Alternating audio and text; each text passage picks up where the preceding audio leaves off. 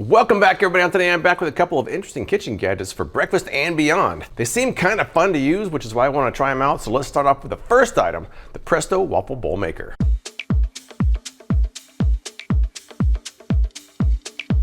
Let's take a look at the Presto Waffle Bowl Maker. I paid $39.99 for this on Amazon, where it currently has a 4.6 star rating among over 5,700 reviews. Instructions right on the top, that's nice. Now they claim that it makes a 4-inch waffle bowl that can be filled with anything from bacon and eggs to fruit or ice cream, or just eaten on its own like a regular waffle. They say it has a non-stick surface for easy removal, 750 watts. They say non-stick sprays are not recommended. Now people online who like this, they say it's easy to use. They say it's fast, it only takes about 4 minutes. They also say it's pretty versatile with a wide range of uses. A lot of people said it's fun, can be used for any meal of the day. Now those who didn't like it, some said it gets too hot. Some said it needs a timer or a temperature control. Time to look these over and see what we're working with here. All right, I'm ready to make some waffle bowls now. I have wiped this down. I've read these over. I'm ready to get started. So according to the instructions, become familiar with the Presto Belgian Waffle Bowl Maker. I'm familiar. It says squeeze the cover latch and open the waffle bowl maker. Cover latch is right there. Plug in the waffle bowl maker. And we have a light now. It says while it's preheating, prepare your batter. My batter's prepared. It says it'll take about 3 minutes for this to finish preheating, and then this light will go off. So we'll come back when it's done preheating. All right, the light has just gone off. Open it up now. Now there are two very small fill lines. I don't want to touch it, but they're right there. If you can see those two fill lines, that's where you're supposed to go up to. But they also say it's about a half a cup, so we'll just give that a shot. I have a half a cup of batter here. Let's see if that actually goes to the fill lines here. That is about right. That's what we've got. Let's close it up and latch it. So they say basically set a timer for 3.5 to 4.5 minutes. They also point out that all batter's a little bit different, so it's gonna be kind of trial and error. So this first one is just kind of a tester. This is a tester bowl here. I'm assuming it's not gonna turn out perfect the first time. I'll make adjustments and hopefully get it perfect the second time. So while this is cooking, a couple of items to note. First up, it says that when you take it out of there, you're supposed to spear it with a fork, but don't scratch the surface. That should be tricky. They also say that it's got a non-stick surface and not to really use non-stick cooking spray. But if your batter is sticking, you can use a little bit of oil in there. I didn't oil it the first time, so I'm not supposed to. I'm supposed to wait and see if batter sticks and then oil it up. We're almost done though, so I'm kind of curious what this looks like. All right, they say to check it at 3.5 minutes. It's been 3.5 minutes. Let's see what we got. And it's, it's stuck. Let's see if we can get this off of here. Oh, that's not too bad. Not too bad, really. I think it might be done. They say the spear it in the center. I don't want to spear the center. I don't want to poke a hole in the bottom. I think, you know what, for the first attempt, that looks pretty good. I could probably put a tiny bit more batter in there, but overall, not bad at all. It didn't stick, so I'm not going to use any oil for the next round. I'm going to go right back into it with another batch, put a tiny bit more in there, and see if I can get it even better. I have a little bit overflowing here, so it should be a bit more batter this time. I'm closing it up. Stopwatch is going. Let's take a close look at this first one now that's cooled a bit. I think that actually looks pretty good. So when this next waffle's over, I'm gonna start eating. I'm gonna see how they actually taste. So far, first attempt, you know, when you get a first attempt that looks pretty good, that's always a good sign. So to me, that's a good sign. But we're about a minute in, so I'll come back in a couple minutes and see what happens. And let's open it up here. Oh yeah, look at perfect, perfect. I think that came out beautifully. Look at that. Even it has a nice rim to it. Not too bad. Since I have a little bit of batter left, I'm gonna go back into it one more time here. Closing it up. Stopwatch is going again. Now let's look at the second one here more closely. To me, that looks perfect. There's a perfect rim to it. It didn't overflow. It's just the right size. I don't think I could have really asked for a better job. Something interesting though is that this looks like the bottom half cooked more than the top half did. Maybe a nitpick. It doesn't seem like that big of a deal, but it does seem like a little bit more cooked in the bottom. All right, let's take a look at this third one now. Once again, I think I nailed it. This is not hot. I can actually pick it up. So that's kind of nice. And I'm gonna move this out of the way. For right now, thank you for your service.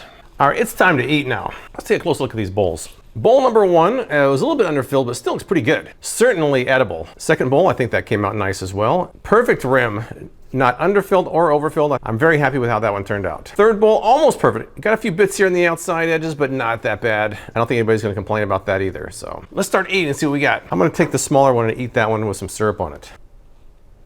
I'm not gonna use this one as a bowl. I'm just gonna eat it plain. I just wanna see how it tastes. I will say that the syrup pools nicely in the bottom there. Well, taste-wise, it was perfect. It was a Belgian waffle, so nothing really to complain about there. Of course, you're not going to buy this just to eat it plain. You got to put something in there, which I'm going to do now. Let's put some ice cream in here, see what we got. Now, in this case, I'm really just using it as a bowl, but it looks delicious, doesn't it? I'm going to dive in this ice cream and eat the ice cream and the bowl and let you know what happens. It is only 8:30 in the morning, but we're going to do it anyway, so here we go.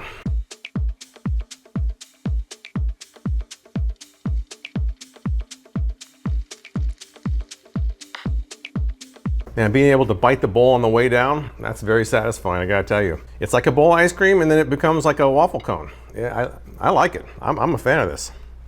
So I think the waffles did very well, but let's move on to something else. The instructions state that you can make cake bowls in here. So they say to use a plain cake mix, which I've got some batter for right here. They say really all you do is the same as waffle. You just fill to the fill line, and go 3.5 minutes, you should be good. The only difference is you have to place the cake bowl over something for a while it hardens. So let's get started. This has finished preheating. Gonna add this to the fill line. I'm putting 1/2 cup of batter in here, closing it up. The stopwatch is going, 3.5 minutes, we'll check and see what we got. We're about halfway through and it does seem a bit steamier with the cake batter than with the waffle mix. That doesn't mean anything, but I do notice it is a bit steamier. We are at 3.5 minutes, let's open it up. And, all right, it's very soft, which I'm not surprised about. It looks like I could go a little bit more on the batter, but not too bad really. They say to put it over a custard bowl or something similar, so I'm gonna put it over this bowl right here to keep it shape. While that's cooling upside down, I'm gonna go for a second one. I'm gonna put a tad more batter in this time because it seems like I have a little bit in the edges that needed to be filled in, so that's next. I'm going a little over 1/2 cup this time. Hopefully that's not too much. Stopwatch is going for bowl number 2, and I will check this when the bowl number 2 is done. So I'll come back in 3 minutes and check them both. Houston, we have a problem. I was trying to get it the right amount, I went too much. It is overflowing. It also made a strange whistling sound when it overflowed. But you know, maybe that's not the end of the world. It might still be perfect, we shall see. And 3.5 minutes. Let's take a look at my overflowing cake bowl here. It looks pretty good, honestly though. Besides the part that came off the side, we have a nice looking bowl. Put it over this bowl here and let it set. I'm gonna have to clean that off, but that's user error right there. I'm just pulling all the extra bits off of bowl number 2 here because it does look pretty nice. Look at that. Bowl number 1 was close. It was just a little bit underfilled, but I mean, it's still acceptable, I think. But I think for the taste test, I want to eat bowl number 2 because it is more complete. So I'll let this sit for a few minutes and then we're gonna eat it. All right, this has been sitting for about 5 minutes now. They said 2 to 3 minutes. I overachieved. I went 5. Now they say that you can fill these cake bowls with things like fruit and whipped topping. Why don't I do both? I've got some strawberries here. Let's fill it up. Top this off with a little whipped topping. That looks pretty good to me. All right, let's give this a shot here. I'm gonna start off with the strawberries and whipped topping and then I'll eat my way down.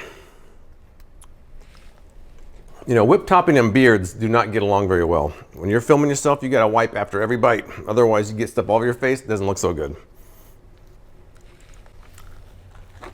I'm gonna start eating this bowl here. All right, so I have nothing to complain about this waffle bowl maker. It worked exactly as advertised. It was easy to use, easy to clean, nothing really stuck to it, and I didn't have to use any nonstick spray or oil, so as far as I can tell, this one works quite well. The next item is kind of an interesting slicer for eggs and more.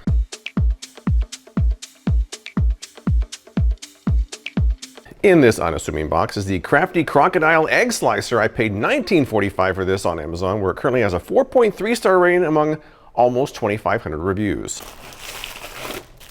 Not really instructions except for this this card here. And it kind of feels cheaply made and smaller than I expected. It looks bigger in the packaging and it feels very cheap. That doesn't mean it won't work though. But they claim that it's a 3-mode egg slicer, dicer, and cutter. It includes 3 separate sections for slicing, dicing, and wedges. It includes a receptacle for catching, storing, or transporting food. Dishwasher safe, can also be used for other items such as strawberries or tomatoes. Now those who liked it said it's great for egg preparation. They say it's fast to use and great for slicing. Now those who didn't like it, some people said it's not easy to clean. Not well built, and I can see why. They also say it's too small for certain types of eggs. So I'll have to see if there's some instructions on here, then we'll get started.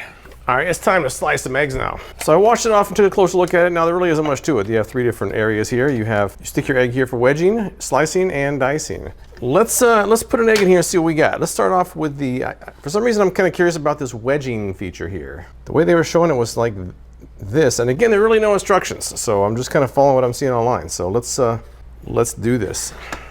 So that's what we got, and here we go.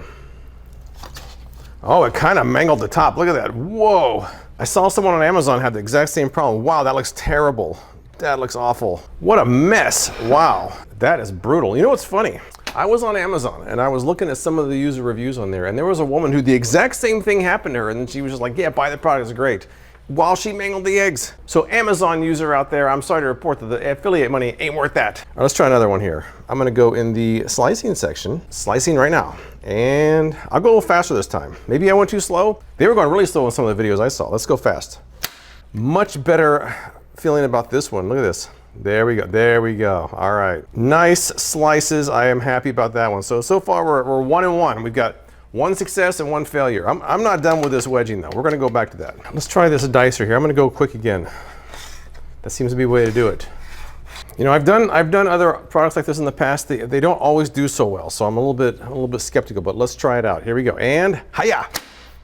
That's the way to do it, right there. You go quick, and it looks pretty good actually.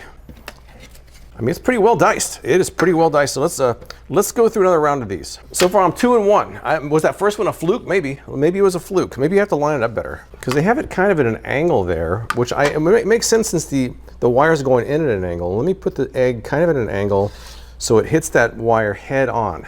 And I'm going to try to go quick once again. Seems like when I go slow, it doesn't work so well. Although people online were going slow and have no problems with it, of course I have a problem when I go slow. Here we go. Wedge, take 2. If this goes well, then maybe the first one was just a bad fluke. Here we go. And, do we have wedges? We do have wedges. Look at this. It worked. It worked perfectly. Let me go through the other 2 again real quick here. I'm going to do a third one in the wedger just to make sure, just to get the best 2 out of 3. Best 2 out of 3 for the wedger. But let's do the slicing and the other one first. And, oh no! What happened here? Oh man, that's a big mess. Look at that. You know, and reading the Amazon comments, some people were saying that just regular size eggs are a little bit too big for some of these. Now I'm starting to believe it. It's kind of getting caught on there. You have to get it right at the perfect angle. I don't know, man. Well, I'm a little bit skeptical now. I'm a little disappointed. I'm a lot disappointed. I'm gonna try this one more time. Here we go. And you know what? So far, this one has been the most consistent, which is kind of weird because looking at some of the comments, this was the part that got the least positive views there. All right, the 2 that failed me, I'm gonna do it a third time because both of those are kind of 1 for 1. Dicing was 2 and 0. These are each 1 for 1. Let's go for the deciding round here. Let's go for it. Now, before I do the last 2, I did try rinsing this off just a little bit. I can already tell this is gonna be, these wires are gonna be a little bit problematic to clean. I didn't even get all the chunks out of there. There's a big chunk stuck right there. I can't even get out. This part was 2 and 0, so this part did well. These 2 are kind of 1 for 1. Let's do the best 2 out of 3 for each one of these. Now, I'm sure that the kind of eggs you use, the size of eggs you use, how long you hard boil, all that's going to factor in. So this is just one example. You may have perfect results with yours. I'm trying to get this so it lines up with the end there, and I'm going to go fast again. Here we go. Best 2 out of 3. I have a good feeling about that one. I have a good feeling about it. All right, we have wedges. We have perfect wedges once again. All right, well, it all comes down to this. Can the slicer do it? I think I'm gonna go slow for this one. I'm gonna go slow. I went so fast last time, maybe I went too fast. I'm gonna go nice and slow this time. So we'll see it in all of its glory, whether it's glorious or not. Going slow. Wow, you know what? Maybe that's the way to go. All right, well, that one sliced pretty well too. I only have 1 more egg. I'm gonna do it. I'm just gonna do it here. I'm gonna go slow 1 more time on this slicer and see what happens. I feel like going slow may have prevented it from being a disaster. Here we go. Going slow. And there we go. We have success. We have success here. Maybe a bit of a learning curve to this. I did get it to work pretty well. I think that maybe cleaning is gonna be a bit of a pain because when I rinsed it off before, it wasn't coming off so easily, so. Now before I move on, a quick observation after viewing the video I just shot. One thing I noticed is that the reason that this section didn't seem to have a problem was because the wire easily cleared the egg. These other 2 sections are much tighter. If you don't put the egg in there just right so it's lined up, this plastic right here will come down and grab onto the side and mangle the entire thing, which is what happened to me in my failures. Once you line it up right, it'll cut perfectly. That's what I figured out. I mean, it seems simple, but until you try it, you don't really know.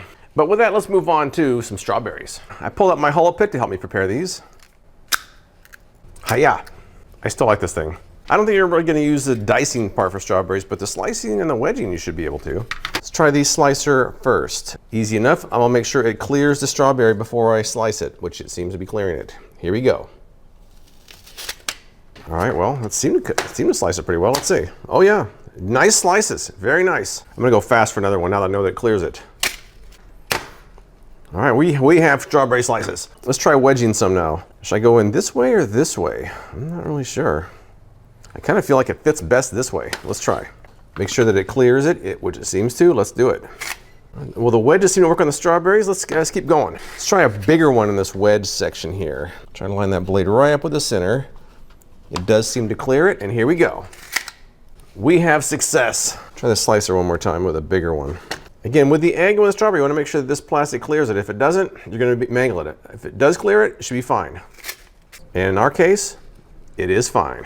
All right, so in the end, as far as this goes, I think my first couple of failures were really just me getting used to it. Once I realized you really have to be careful lining up, it worked perfectly for eggs and strawberries. So I do think, despite the fact that it's a little bit cheaply made, despite the fact that there are a lot of nooks and crannies you got to clean out if you do it by hand, it does work. So in the end, I think both these work pretty much as advertised. The slicer might take a little bit of getting used to, but overall they both work quite well. But that's all I've got. If you've tried either one of these products, tell me what you think in the comments below. I appreciate you watching, and I'll see you next time.